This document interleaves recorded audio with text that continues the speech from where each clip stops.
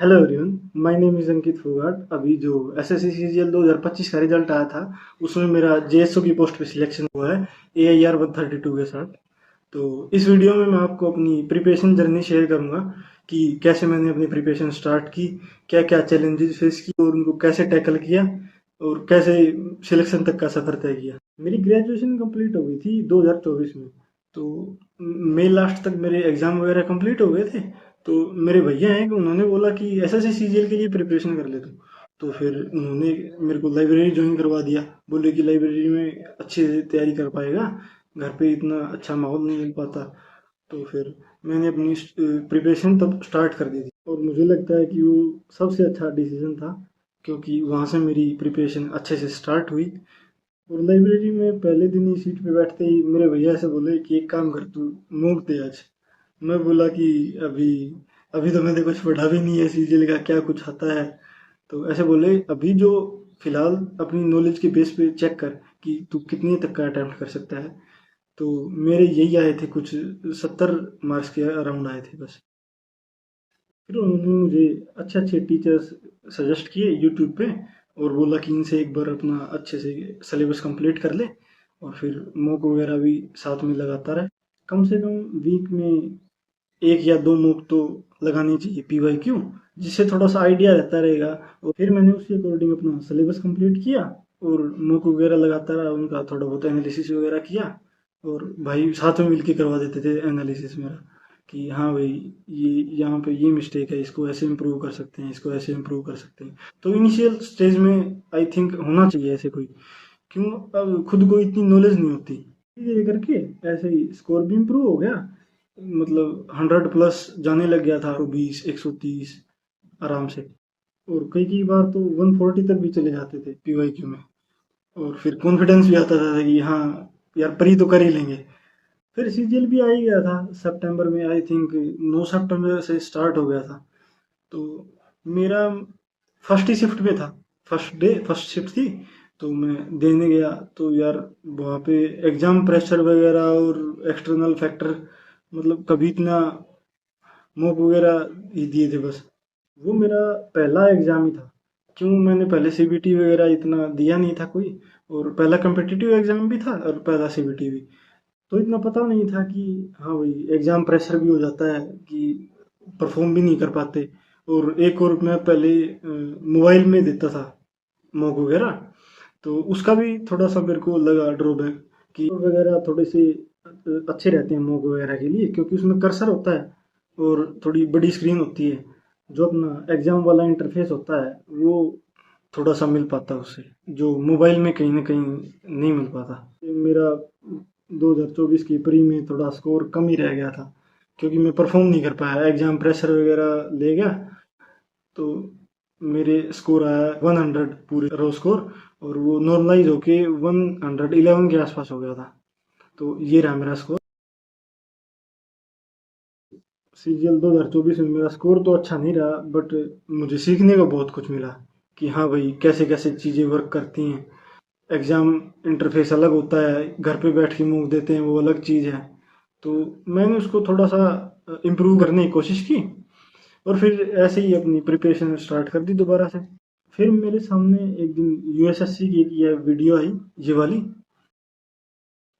तो इस वीडियो से मैंने देखा कि हाँ भाई, कुछ मेंटरशिप वगैरह है तो ज्वाइन करके देखते हैं क्या कुछ है। तो उसमें डेली टारगेट वगैरह मिलते थे, डाउट ग्रुप थे। उससे मेरी प्रिपरेशन थोड़ी सिस्टमेटिक वे से हो गई।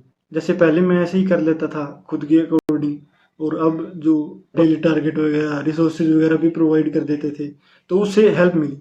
बस मेरे को तो पढ़ना था, जो डेली टारगेट आए उनके अकॉर्डिंग मैं पढ़ लेता था।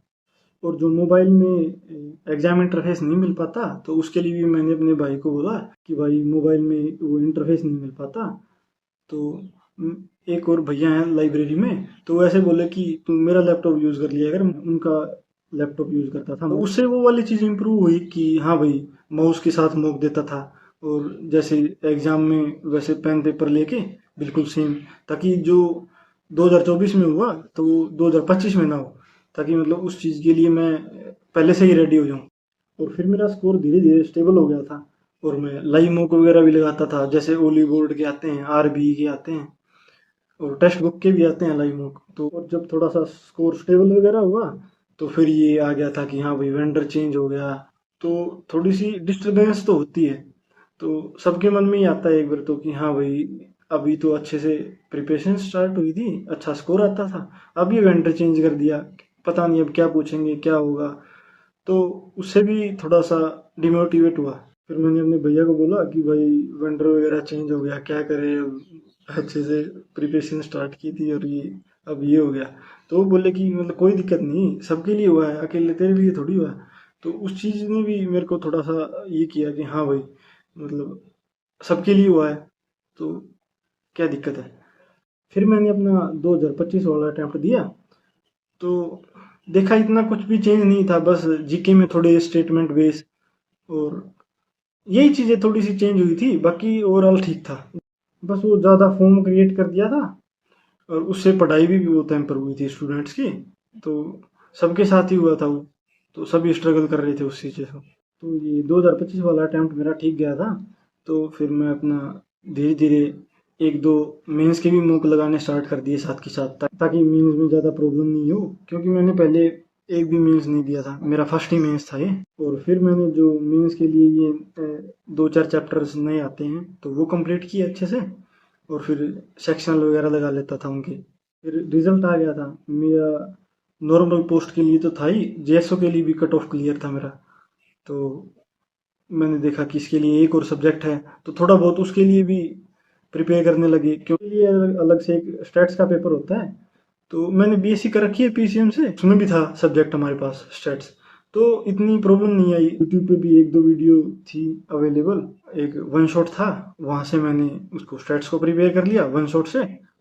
अपने जो मेन मेन फॉर्मूला होते हैं उनको प्रिपेयर कर लिया, नोट करके उनको लर्न कर लिया। तो फिर मेरा मेंस था, तो मैं मेंस देने गया था। तो जब जो जर्नल वाला पेपर था सबके लिए होता है जो, तो वो दिया मैंने। तो उसमें कुछ खास नहीं गया मेरा, क्योंकि मेरा मैथ्स थोड़ा सा खराब हो गया था उसमें। तो फिर मेरे को ऐसे लगा कि यार पेपर खराब हो गया, कि जेएसओ के लिए स्टैट्स का पेपर था, तो फिर मैं वो दे के आया। क्योंकि अपनी तरफ से हमें कमी नहीं छोड़नी चाहिए, रिजल्ट का तो किसी को नहीं पता था क्या होगा क्या नहीं होगा। मैथ्स वाला तो मेरा ठीक गया था, बट वही है पहला मैथ्स था, तो जर्नल वाला पेपर थोड़ा सा अच्छा नहीं हो पाया, क्योंकि उसमें फर्स्ट सेक्शन में थोड़ा सा होगी प्रॉब्लम, क्योंकि मैथ हार्ड आया था और रीजनिंग उन्होंने ज़्यादा इजी पूछ ली थी। मेंस की आंसर की आएगी, उसमें मेरे पेपर वन में 290 के अराउंड ही हुए, और जो स्टेट्स वाला पेपर था उसमें मेरे 116 बन रहे थे। पोस्ट प्रेफरेंस वगैरह आया, तो उसमें मैंने जेएसओ के लिए फर्स्ट प्रेफरेंस पे डाला था, बाकी फिर और जो पोस्ट है उनको बाद में। फाइनल रिजल्ट आ गया तो उसमें मेरा जेएसओ की पोस्ट पे सिलेक्शन हो गया। सबसे पहले मैंने घर वालों को फ़ोन किया कि हाँ मतलब ऐसे ऐसे मेरा हो गया जेएसओ के लिए, और फिर मैंने अपने भैया को बताया तो बहुत खुश हुए सब। तो फिर मुझे एक बात याद आई कि हाँ यार मतलब जो अपना काम होता है ना उसको आप अगर अच्छे से करोगे ना, तो रिजल्ट वगैरह अपने हाथ की चीज़ नहीं होती। जो चीज़ अपने हाथ में हो उसको अच्छे से करो, बाकी चीज़ छोड़ दो। ये कि हाँ यार ये ऐसे हो गया, ये खराब हो गया मेरा पेपर, अब कैसे करूँगा मैं आगे, मतलब जो खराब हो गया उसको छोड़ो, अगले बेटर करो। सेक्शन है या अगला जो पेपर है उसको अच्छे से अटेम्प्ट करो, पिछले वाले सेक्शन को वहीं पे छोड़ दो कि हाँ भाई कोई नहीं थोड़ा सा खराब चला गया, कोई नहीं अच्छे अगले सेक्शन में थोड़ा सा अच्छे से कर लूंगा मैं। तो लास्ट में मैं यही मैसेज देना चाहता हूँ कि भाई देखो, परफेक्शन तो किसी में नहीं होती, बस ये होता है कि लास्ट तक सरवाइव करता है, मतलब अपना जो एफर्ट है ना उसको कम मत होने दो। तो चैलेंजेस तो सबके सामने आते हैं, तो उनको ओवरकम करने के लिए थोड़ा सा कॉन्फिडेंट रहना पड़ता है कि हाँ भाई कोई नहीं चलो देखते हैं, ये खराब हो गया तो आगे अच्छे से करेंगे। बस वही है कि लास्ट तक हार मत मानो, अपना पूरा एफर्ट लगाओ। और कम्पिटिटिव एग्जाम्स होते हैं कि ये अपनी प्रिपरेशन कम चेक करते हैं, ये हमारा परसिवरेंस ज़्यादा चेक करते हैं। और आपको मेरी प्रिपरेशन जर्नी से कुछ सीखने को मिला हो या आप कुछ रिलेट कर पाए हो तो कमेंट करके ज़रूर बताना।